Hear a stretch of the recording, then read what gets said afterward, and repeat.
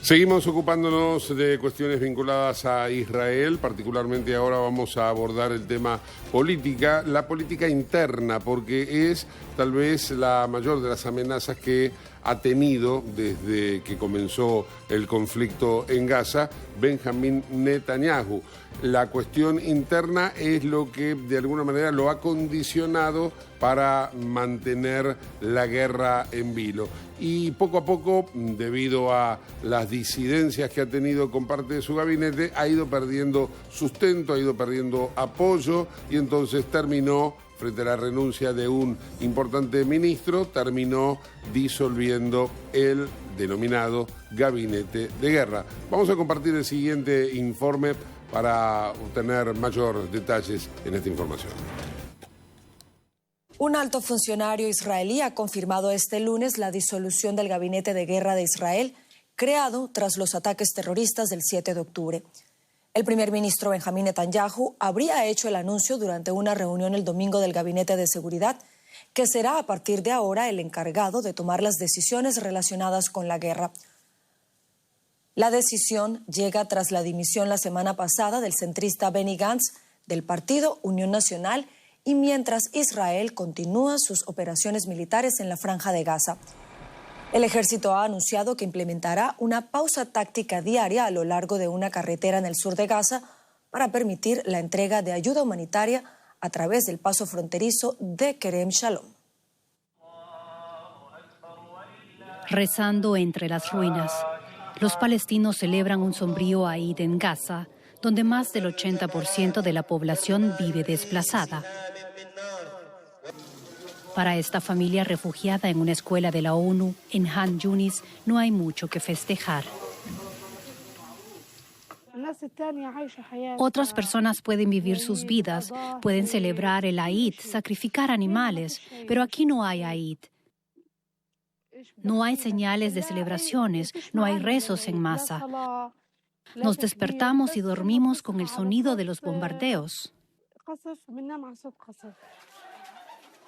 Un ataque aéreo israelí interrumpe la tensa calma en el campamento de Bureij, provocando la muerte de varias personas, incluidos niños, según un hospital cercano. ¿Qué te ha hecho esta niña, Netanyahu? ¡Qué vergüenza! Después de que Israel anunciara una pausa táctica en los combates cerca de Rafah, en el lado israelí del paso de Kerem Shalom, pudieron verse algunos camiones de ayuda.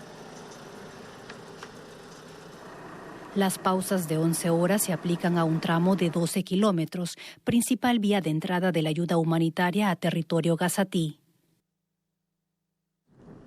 Esta pausa diaria se anunció un día después de que 8 soldados israelíes fallecieran en una explosión cerca de Rafah. La minoría drusa de Israel celebró el funeral por uno de ellos, el capitán Wessim Mahmoud. Los preparativos para Eid ahora son para recibir a muchas personas que vienen a dar el pésame y a organizar el funeral. El ejército de Israel ha registrado un total de 310 muertes desde el comienzo de su ofensiva terrestre en octubre. Según el Ministerio de Salud controlado por Hamas, más de 37.000 palestinos han sido asesinados en Gaza. Tras 8 meses de guerra, una pausa diaria se queda corta ante las expectativas de un alto al fuego total, como exige la comunidad internacional, incluido el principal aliado de Israel, Estados Unidos. Ampliamos ahora informaciones con la periodista Maya Siminovich, a quien saludamos a esta hora en Tel Aviv. Maya, buenas noches. Como ya sabemos, Benny Gantz abandonó el gabinete de guerra el pasado 9 de junio y ahora el primer ministro Benjamín Netanyahu lo ha disuelto por completo. ¿Por qué? ¿Qué nos puedes contar al respecto? Hola, Carol. Sí, el gabinete de guerra, compuesto de 3 personas con voz y voto y otras 3 solo observadores, se ha disuelto desde que Benny Gantz y su socio Gadi Eisenkot, abandonaron el gabinete por no poder mantener sus opiniones ni convencer a Netanyahu de cosas diferentes a las que él estaba convencido.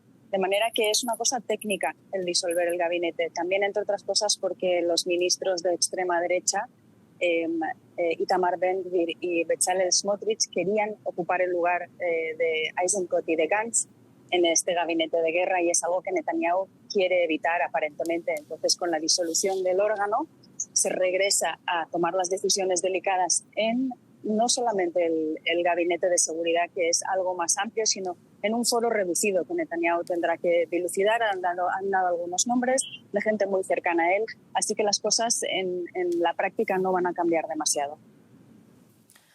Maya, de otra parte, parece que el gobierno de Netanyahu y los militares israelíes no se ponen de acuerdo en torno a las llamadas pausas tácticas en Gaza.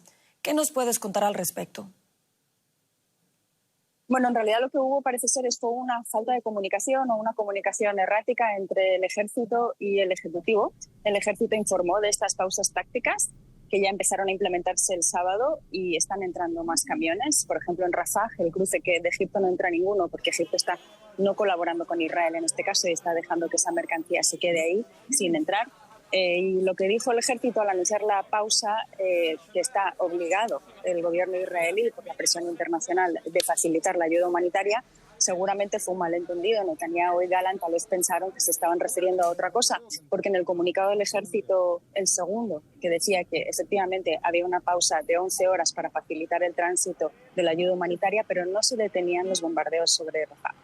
Entonces, este es un mensaje que probablemente era el que esperaba escuchar Netanyahu y Gallant, que son los partidarios de continuar esta ofensiva, mientras que hay mucha gente que piensa que no es exactamente lo que tiene que suceder. Hoy mismo ha habido un sondeo que dice que el 60% de los israelíes está de acuerdo con el acuerdo de Biden-Netanyahu, de quien fuera que tuviera la iniciativa, de llegar a un alto fuego y devolver a los rehenes e intercambiarlos por prisioneros palestinos.